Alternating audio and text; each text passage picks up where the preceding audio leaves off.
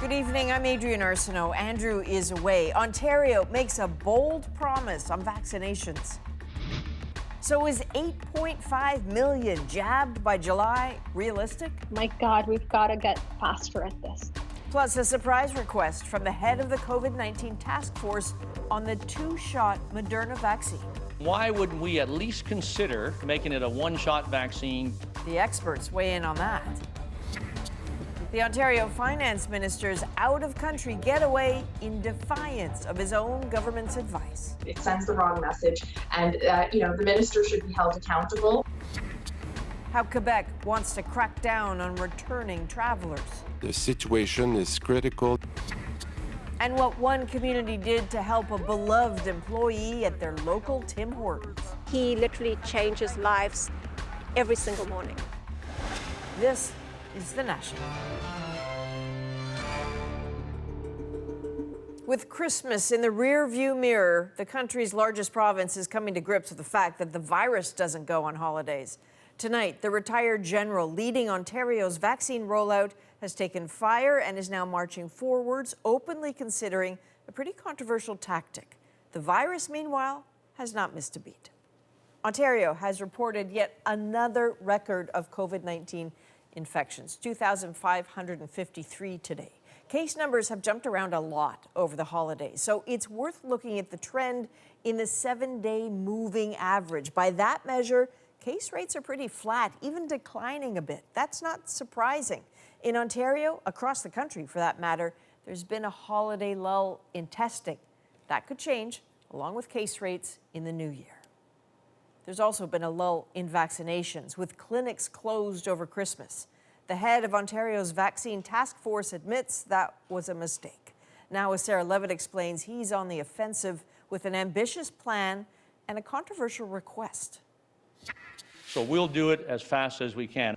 It's a lofty goal. Ontario hopes to have 8.5 million of its citizens vaccinated against COVID-19 by July. We want to be ready to put needles into the arms of about 150,000 people across Ontario per day. To do that, the province will add 4 more sites to the 19 already administering the Pfizer-BioNTech vaccine.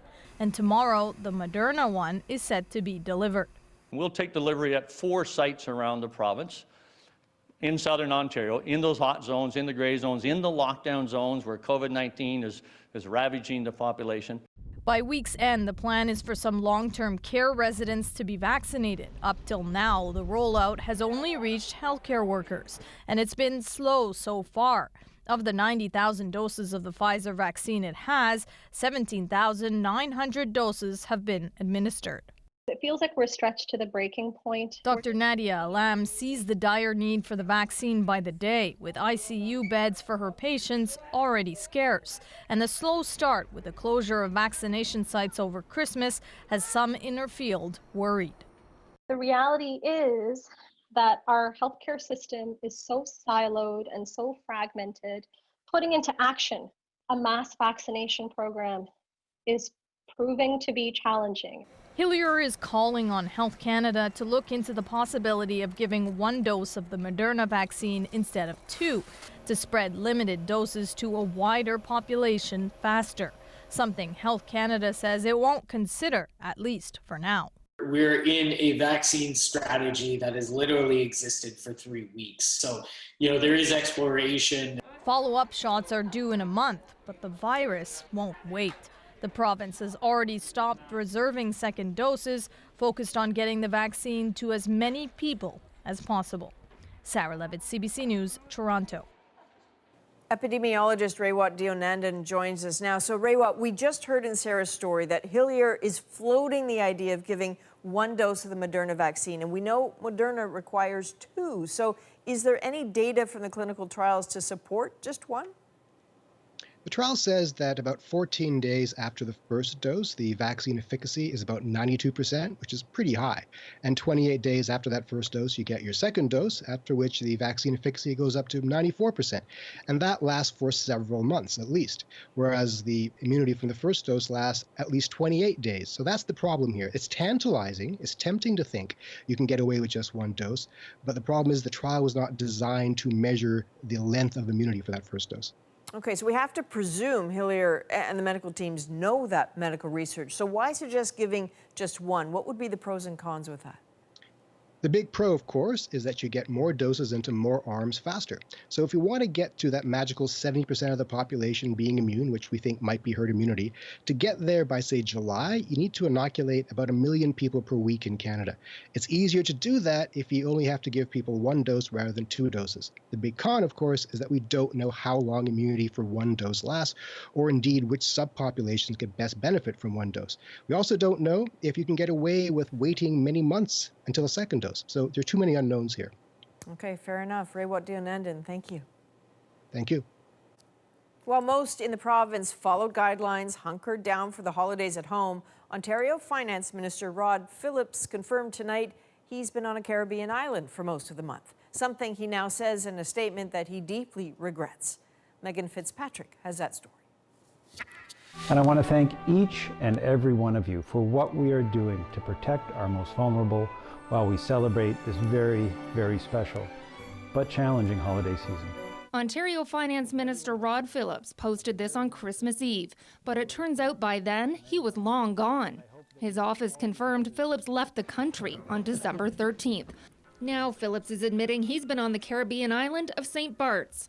In a statement, Phillips calls it a previously planned personal trip outside the country.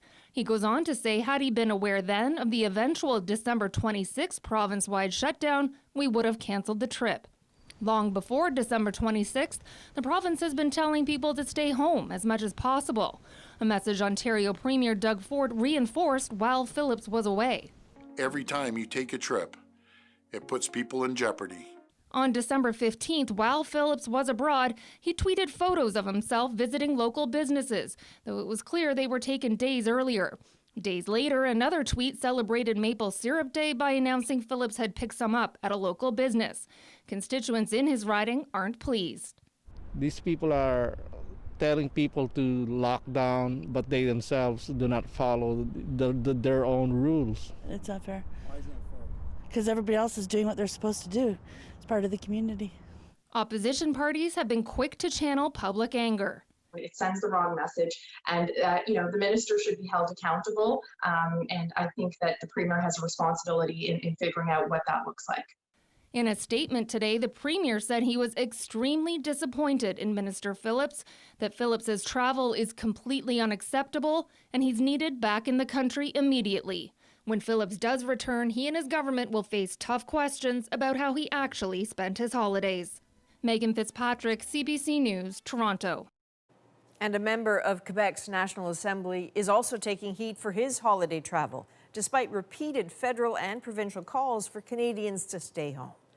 CBC News has learned that Liberal MNA Pierre Arcan is in Barbados. In a statement to Radio-Canada, Arcan says he now regrets the decision and that he and his family will quarantine for 2 weeks when they get back. Meanwhile, Quebec reported another 64 deaths today. It also set 2 new COVID-19 precedents, neither of them good.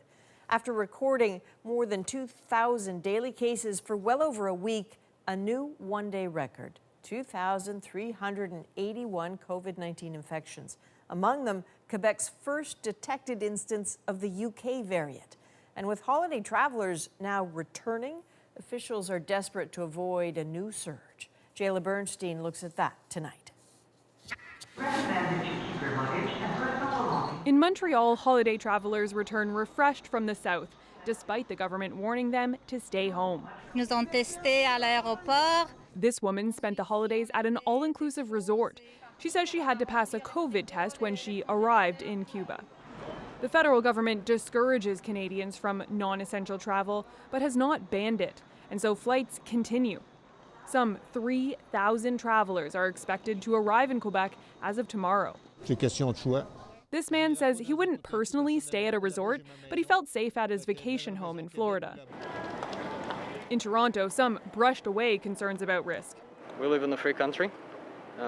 We have freedoms to travel. It doesn't really scare me. But Quebec officials are worried enough to call on the federal government for help. We want to avoid repeating what happened after the spring break. He's asking Ottawa for 3 new measures: testing for citizens before they fly home, rapid testing at airports, and more intense follow-up to make sure people are actually quarantining for 2 weeks when they return home. The federal government tells us about the implementation of these measures in early January. To us, this is not fast enough for us. We would like these measures to be put in place in the coming days. Safety concerns aside, rapid tests could also help the airline industry bounce back. The Union for Airline Workers says more tools to mitigate risk could help them turn a corner. I've got members that are working Uber Eats, that are cleaning restaurants, that are trying to get part-time jobs to pay their mortgages. There's a lot of members that have lost their homes. The Canada Border Services Agency says holiday air travel is down drastically from last year. But health officials warn the few who do travel could have a major impact on the case count here. Jayla Bernstein, CBC News, Montreal. Looking at Alberta now, which has posted under 1,000 daily cases for several days in a row. That is just about the only good news. Sadly, 26 more Albertans have passed away, meaning that 1,028 Albertans have lost their lives to the COVID-19 pandemic. As for today's case count, Alberta saw 872 new infections, with 890 Albertans now in hospital. That is the highest number yet. Not long ago, Manitoba had Canada's worst per capita infection rate, but things have improved lately. The province reported 133 cases today. That's just a quarter of the record high set in November. Hospitalizations, including ICU cases, are also down. But with 5 additional deaths and new outbreaks declared, officials warn Manitobans not to get overconfident. And there is one concerning outbreak in Manitoba which could get much worse. The Stony Mountain Institution is an old federal prison that was certainly not designed with a dangerous pandemic in mind. And as Karen Pauls reports, inmates are locked in now with an invisible enemy.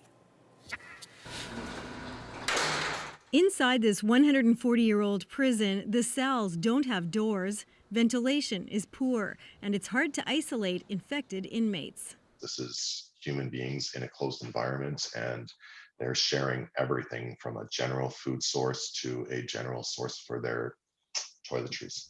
Nearly half of the 774 inmates at Stony Mountain have tested positive for COVID-19, and now one has died. Once it's in there, it's in there. It's going to run its course. We have to do everything we can to stop and slow the spread. And that's what we're doing right now. The inmate's name has not been released. CBC News has confirmed he was in his late 60s and died on December 27th after nearly 3 weeks in one of Winnipeg's acute care hospitals. The Federal Training Centre in Quebec and Mission Institution in BC have also each recorded one death. This spring, a specialized mobile medical unit was sent to house sick Mission inmates. Advocates say that and temporary housing could prevent facility-wide lockdowns and solitary confinement. A lot of the prisoners who test positive are put in what we would formerly have described as the hole, or solitary confinement, or segregation. So they perceive it as a form of punishment, which makes them a little hesitant to even report symptoms, which is not good, which means that they could be spreading it on the range. The federal government's response to the COVID-19 pandemic. This expert believes the infection and death rate in prisons is higher than official statistics and worries it will only get worse. There should be very real concerns about not just the accuracy for the sake of knowing how many prisoners have died, but that the fact that people are coming back into the community. The Correctional Service of Canada says it's keeping a close eye on Stony Mountain and other federal institutions, saying infection prevention measures are in place to protect inmates and staff. Karen Pauls, CBC News, Winnipeg. Across the Atlantic, the UK has hit a new pandemic peak. It recorded its most cases ever, over 53,000, and the pressure on hospitals is increasing. As Farah Morali tells us, some health experts are warning of impending catastrophe if stricter measures aren't introduced. Overworked and overwhelmed, a common sentiment inside UK hospitals. I was on Christmas Day and it was wall-to-wall COVID. So we see patients who are coming in who have COVID symptoms, but we also see other patients coming in with other problems who turn out to be COVID positive. People are just beginning to be exhausted. It's been such a long year. Today, a record-breaking 53,000 new COVID cases were confirmed, and the number of people hospitalized now higher than during the peak of the first wave.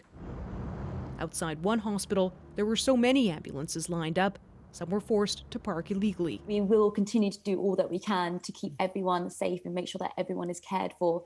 But I do think that if we continue with the current rate of admissions, we are very, very close to becoming overwhelmed. Today, while visiting a vaccination centre, the head of the UK's National Health Service acknowledged the toll it's taking on staff. A lot of people are understandably feeling anxious, frustrated and tired. And now, of course, again, we're back in the eye of the storm with this second wave of coronavirus. That storm, a surge in positivity rates. A recently released figure showed there were more than 645,000 cases of COVID in England. That equates to 1 in 85 people with the infection. Today, a warning that things could get catastrophic if nothing changes. If we don't introduce tougher restrictions in areas in the north and areas that are not currently in Tier 4, they will rise to very high levels of disease and hospitalizations. Around 24 million people here in England are already living in Tier 4, the highest level of restrictions. The government now has to decide whether that is enough. The Health Secretary is set to address this tomorrow in the House of Commons. Farah Morali, CBC News, London. And the 91-year-old British woman who was first in the world to get the Pfizer COVID vaccine after clinical trials has now received her follow-up dose. So that was the response Margaret Keenan got from hospital workers when she got her first needle 3 weeks ago. Today's second shot, much more low-key. There weren't any cameras this time. Let's do it. All righty. And Vice President-elect Kamala Harris got her first dose of the COVID-19 vaccine just over a week after President-elect Joe Biden got his. The vaccinations were staggered just in case either had side effects. They wouldn't happen at the same time. Donald Trump has yet to be vaccinated. Some stranded migrant workers are finally heading home tonight to Trinidad and Tobago. Many have been stuck in Canada, separated from family during the holidays. Dr. Gebrselassie spoke with a few of them today before they got on that plane. Embeling Ogaro can't wait to go home. He didn't expect to be away from his family this long. It was a heartbreaking experience, to tell you honestly. He's among the hundreds of migrant seasonal workers from Trinidad and Tobago who have been stranded in Canada. This after their government closed its borders to international flights due to COVID concerns. Chartered flights were pushed back. This is the first year that I missed 2 of my son's birthday since they're born. It's the first year I actually missed Christmas. According to Global Affairs Canada, part of the holdup has to do with the fact that once travelers get back to Trinidad and Tobago, they have to quarantine at government-run facilities and space is limited. This means flights are only running about every 10 days or so. But once they're home, workers will still need help from both governments, says this advocate. To ensure that these workers not only return home to their families, but ensure that there's no reprisals and they could come to work next year under better conditions that happened this year. But right now, there are still many waiting to go home. This farm isn't usually a home for the holidays for Akole Moses and Sadiq Ali Hussein, but this year it is. It just became so complicated because nobody was actually getting flights to go home. Ali Hussein has given up on going home. He's applied to stay on this farm and keep working. But Moses is not ready to give up the dream of getting back to his family. To be honest, it's a relief. It's a relief to know that actually farm workers is going home. I'm just glad that the workers is going. It would have been more scary to know that no one was going home. Hopefully his time will come soon. Dr. Gebrselassie, CBC News, Toronto. American Airlines put a Boeing 737 MAX back in U.S. skies today for a commercial passenger flight. The planes had been grounded after 2 deadly crashes within 5 months. And as Katie Simpson tells us, not everyone is convinced they're safe now. Much of this journey is a carefully choreographed exercise in rebuilding trust. Happy crew members boasting about safety on a flight where journalists and bloggers were invited to capture it all. I have the utmost confidence in the safety of this aircraft. As a matter of fact, my wife is on board. Boeing's 737 MAX planes were grounded following 2 deadly crashes, which led to scathing revelations about the company's decisions and industry safety practices. After a redesign, new software, and training, regulators deemed these planes safe. I would fly in it again. I probably wouldn't really bat an eye towards it. It was probably the best way to do it, not knowing and getting it over with than knowing and being fearful of it. 346 people were killed in separate but similar crashes. The first off Indonesia in October of 2018. The plane's software malfunctioned, forcing the aircraft into the ground. It happened again 5 months later in Ethiopia, a crash that killed everyone on board, including 18 Canadians. Chris Moore's daughter, Danielle, was on that flight. She was always happy, hopeful. She had a beautiful sense of humor. Moore does not trust Boeing or the U.S. agency that deemed the planes safe.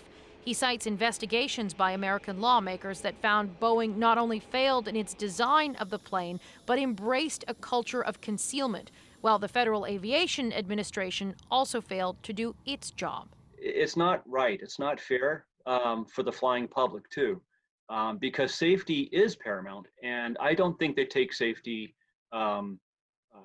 responsibly. The Boeing 737 MAX remains grounded in Canada, though Ottawa is expected to follow Washington's lead and give Boeing the green light in the new year. Katie Simpson, CBC News, Washington. At least 7 people are dead, dozens injured after a magnitude 6.4 earthquake struck central Croatia today. Military units and heavy machinery have been brought in to sift through buildings that were reduced to rubble. The EU is expected to send emergency help for the region, which is still feeling aftershocks. Just yesterday, the same area was struck by a 5.2 magnitude quake. And longtime Alberta Senator Elaine McCoy has passed away.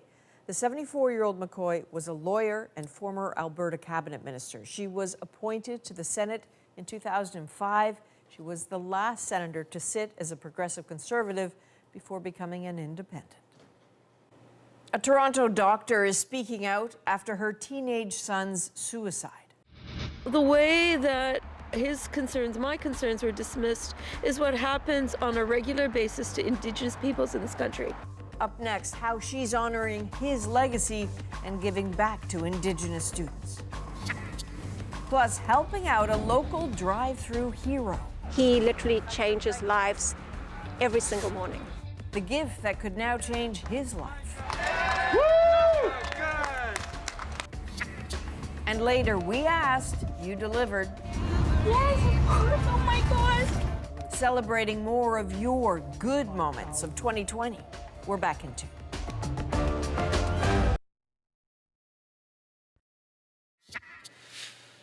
Welcome back.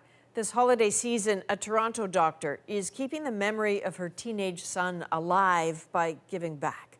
Dr. Anna Banerjee adopted him from an Inuit community. Growing up, she says he faced struggles that ultimately led to his death. Now she's honoring him in a way she hopes will help Indigenous communities. Magda Gebrselassie shows us how. A tree planted in her son's honor. This was one of his safe places. And a bench engraved with his name. Some of Dr. Anna Banerjee's happiest memories of her son Nathan are from this park. 2 years ago, after suffering with mental illness, he took his own life. He had just turned 14. I miss talking to him. I miss, having discussions with him. Nathan was from the Inuit community of Clyde River in Nunavut. Banerjee had worked in the territory for years as a pediatrician. She adopted Nathan as a baby, and every few years she would take him to visit his foster and birth families. When his biological brother took his own life at the age of 14, Nathan was heartbroken. Banerjee says he struggled with depression and schizophrenia, but leading up to his death, their calls for help were ignored. The way that his concerns, my concerns were dismissed is what happens on a regular basis to Indigenous peoples in this country. So this fall, she and her colleagues at the University of Toronto created financial awards in Nathan's memory to support Indigenous medical students. They will have a much better understanding of the needs of their communities than an outsider like me. The president of the Indigenous Physicians Association agrees. We continue to be underrepresented both as family physicians and in the various specialties. She says bursaries like this are crucial. Many Indigenous medical students come from backgrounds where, they don't come necessarily from multi-generational families of physicians or professionals, and so come from backgrounds that, may not be as financially advantaged as some of their other student counterparts. Tens of thousands of dollars have already been raised, but they need more. I walk forward with Nathan by my side. Banerjee hopes the bursaries in her son's honor can be handed out starting sometime in 2021. Magda Gebrselassie, CBC News, Toronto. Now, in case you or someone you love is having difficulty, the Canada Suicide Prevention Service can be reached by phone or text. Kids Help Phone can also be reached online or via text. You can find more local helplines by visiting crisisservicescanada.ca. When we come back, what the pandemic has meant for people with cognitive challenges. One woman's story of adapting to a whole new world. Next.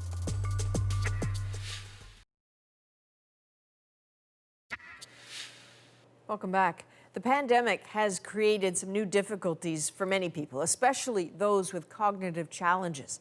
As Katie Nicholson first showed us in November, there is a woman fighting through it and urging the rest of us to do the same.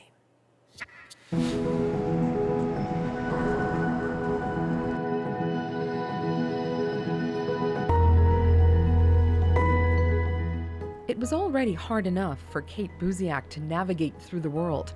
Then the pandemic hit.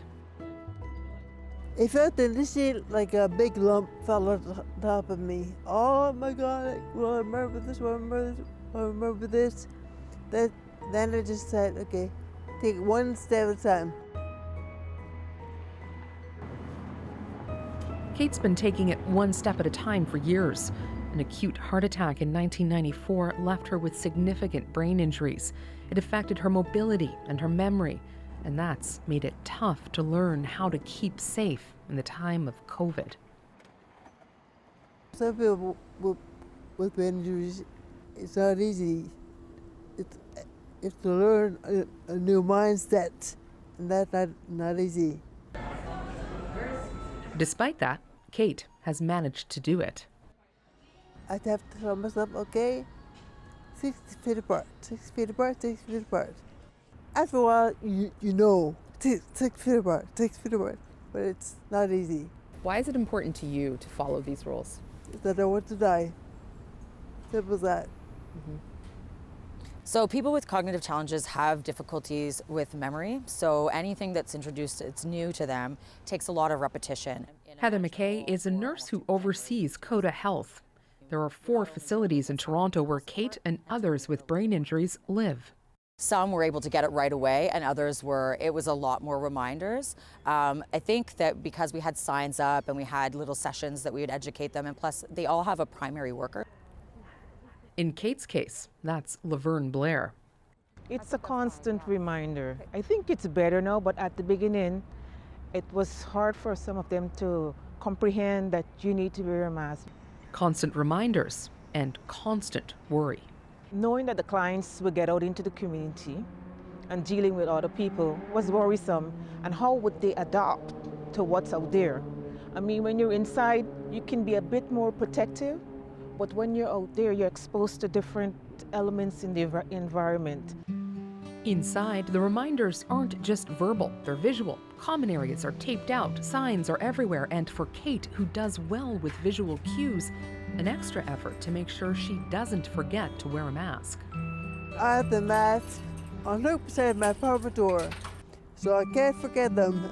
They're everywhere, but you have to put it where you will see it so you won't forget it. Remember that. I will. Not every new skill has been about staying safe. Some are about staying in touch. For a while, I felt very disconnected, out the loop, not know what was going on. That's difficult.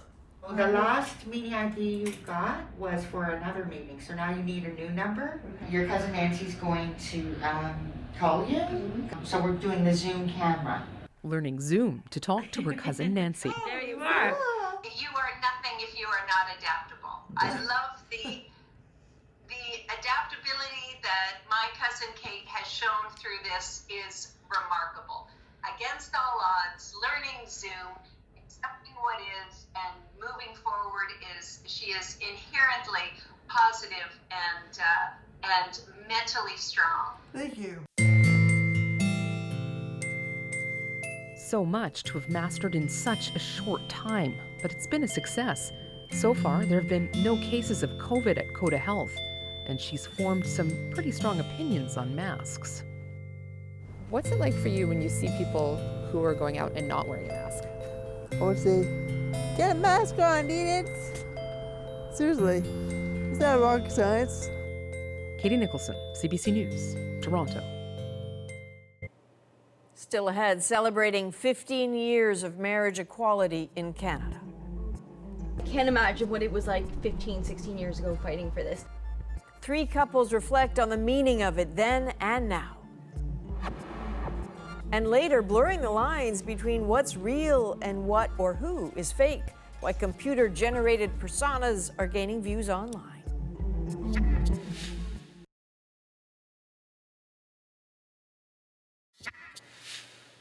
Welcome back. Tonight, we're revisiting a story we brought you in July at the 15th anniversary of marriage equality in Canada.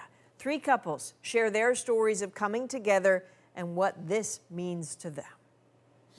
I just bought your ring.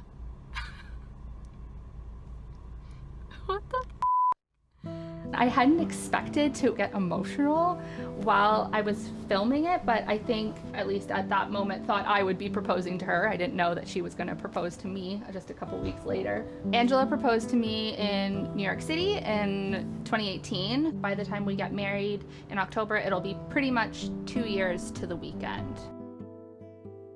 Our experience getting married in 2020 has been interesting. There's been a lot of really good things, a lot of things that we take for granted, but I think it comes with a whole different string of challenges. It's automatically assumed that I am engaged to a man when most times Angela is standing right next to me. Oh, look, another wedding show, and they refer to us as friends, or they think we're sisters and things like that, even though we're holding hands. Who holds hands with their sister at a wedding show? I don't entirely know. I don't feel like I'm a person at that time when I hear it, and after, I joke about it, I realize, okay, you know what? We're invisible to some people. Or we're only visible when it's known that we're a couple. I can't even imagine what it would be like to love your person so much, but want to get married and legally not be allowed to have that opportunity. I was in high school 15 years ago, and to me, I didn't know what was happening 15 years ago. I didn't know that marriage equality was something that we were fighting for, because I was kind of in my own little bubble. I wasn't out. I went to Catholic school. I didn't really know anything, and so eventually I did decide to learn, more about what it meant to be part of the community, because, how could I be part of a community without knowing the struggles?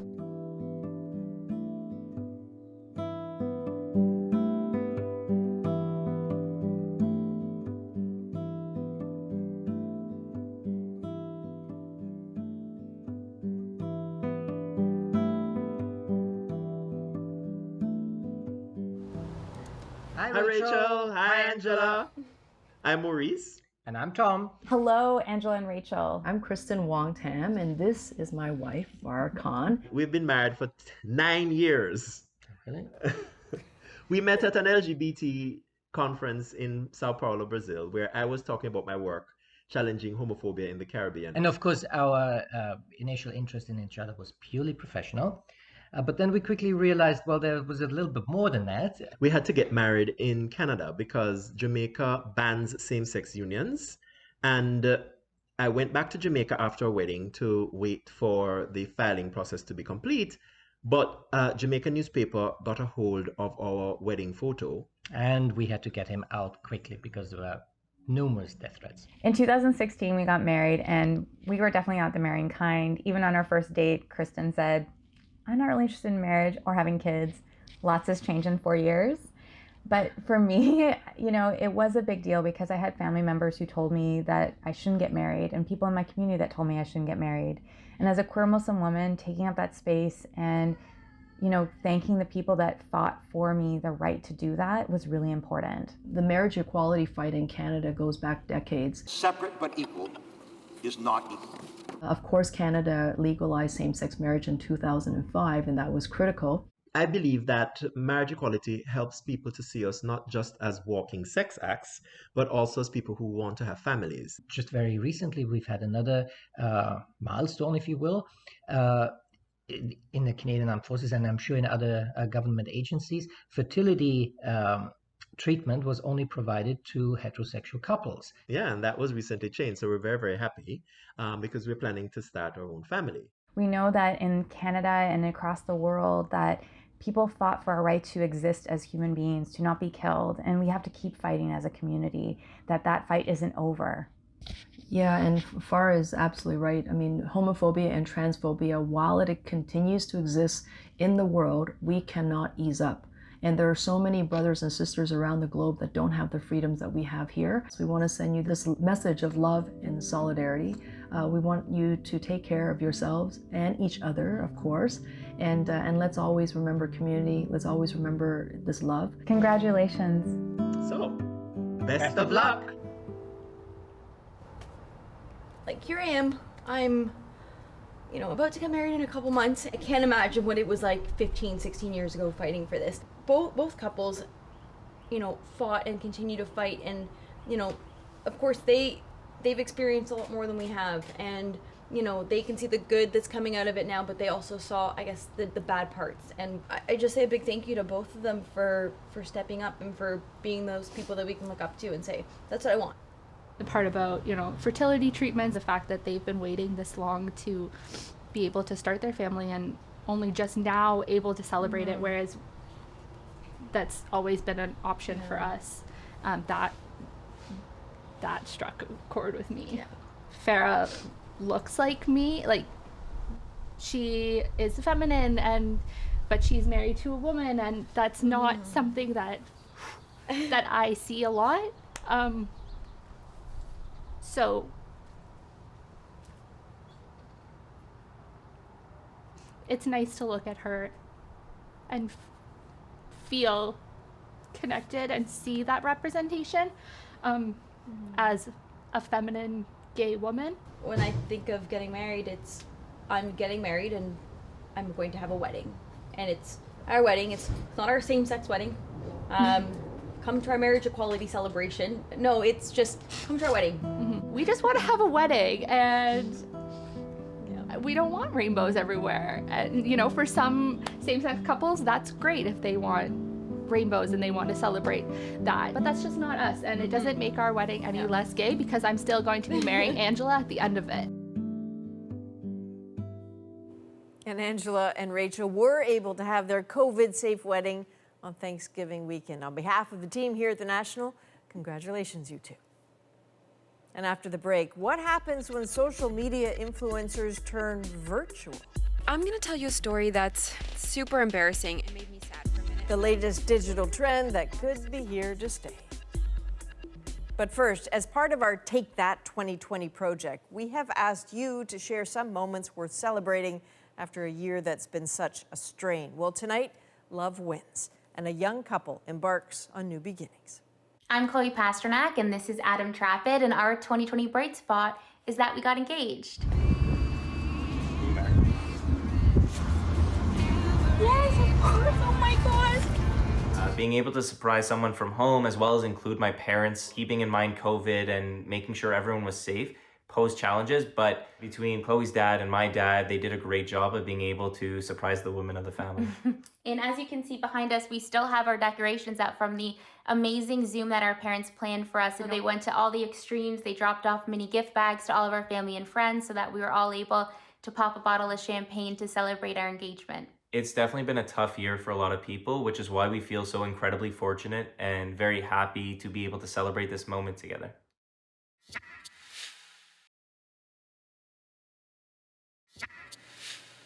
Welcome back. From streaming to online shopping, the pandemic has added to the move to life online, which has pushed the rise for so-called virtual influencers. Thomas Degla shows us how these latest celebrities, who aren't even human, are slowly taking over your feed.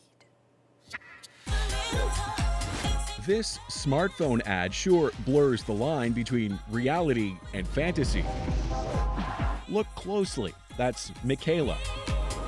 Of all the celebrities in the ad, she's the only one who's virtual, as in computer-generated, but still real enough to rack up millions of social media followers. I'm gonna tell you a story that's super embarrassing. Appearing relatable. Going through a breakup obviously sucks. She's also got this tongue-in-cheek sense of humor about her that people I personally found so enjoyable to follow and read about. Welcome to the world of virtual influencers. Online celebrities who are less restricted than any human, especially now. With a lot of the regular entertainment world shut down, it's been a good time for them. They're not going to give anyone COVID-19. Paul Budnitz founded the company behind this guy, Googimon, a decidedly darker character whose story says he's from Montreal, hence the maple leaf on his chest. At this lifestyle store in Toronto, Googimon merchandise frequently sells out, and fast. All over Canada, people have been checking it out. We've done parties in here where we've had Googimon. We've been partying. We've done release parties where we've had DJs, music. Maybe the future's headed that direction. Digital artist Ruby saw the trend coming, took her own online persona, and made it virtual. Some of us are not as authentic. The creator behind a virtual character might not be relatable or connected with the character. Take Shudu, a self-described digital supermodel portrayed as a black woman but created by a white man. Some consider that cultural appropriation. Other virtual influencers promote Black Lives Matter without facing the backlash endured by real people. Call it a digital double standard. It's not as clear as this is a good trend or a scary trend. There's a lot of gray area here. Between real and fake, there's a lot of gray area indeed, and likely more to come. Thomas Daigle, CBC News, Toronto. Up next, a special thank you for one Tim Hortons employee. I love people, especially, this is who I am, giving back, right? Making people smile. How this community chose to give back to him.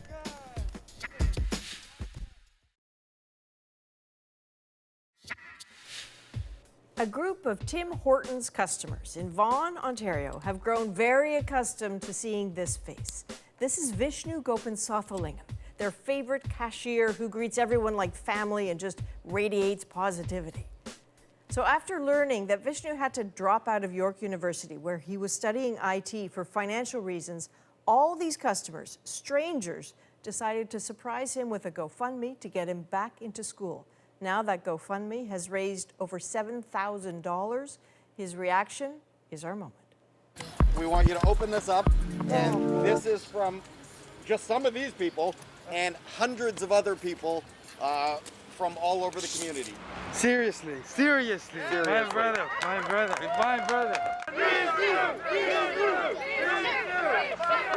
There is this guy named Vishnu who works at the Tim Hortons drive-thru. We've been coming here for years and years, and he makes your day in a time of COVID and everybody being so kind of meh.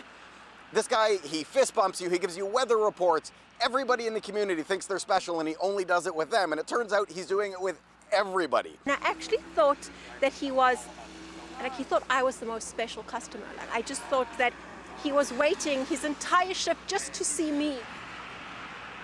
I don't know what to say here, man. This is This is beyond words can express my feeling, how I'm feeling right now. It's amazing how people appreciate the small thing that I did, which was giving back the smile. They always give it to me, and positive words. And I want to say thank you from my bottom of my heart. Thank you so much, everybody. Honestly, I was just doing my job, but taking this much appreciation, I really appreciate it, eh? Now, Vishnu, the small things in this year are definitely the very big things. I hope you get a chance to hear some of the stories these people told us. You have completely changed so many of their days. That is a national for December 29th. Good night.